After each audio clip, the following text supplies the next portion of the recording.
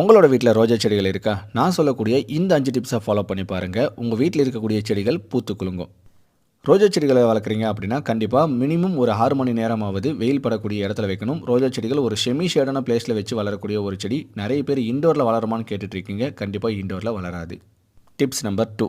ரோஜா செடிகளை பொறுத்த வரைக்கும் பூத்து முடிச்சதுக்கப்புறம் செடிகளை கட் பண்ணி விடணும். அதாவது ப்ரூனிங்னு சொல்லுவாங்க. இதை செஞ்சால் மட்டுமே அடுத்த தளிர்கள் வரும். நிறைய பேர் பூக்களை கட் பண்ணாமல் இருப்பீங்க. இதுக்கப்புறம் பூக்களை கட் பண்ணிவிடுங்க. Tips number 3. உரங்களை பொறுத்த வரைக்கும் இயற்கை முறையில் ஃபாலோ பண்ணுறீங்க அப்படின்னா மாட்டுச்சாணத்தோட தொழு உரத்தை கொடுங்க. இல்லை மண்புழு உரங்களை கொடுக்கலாம்.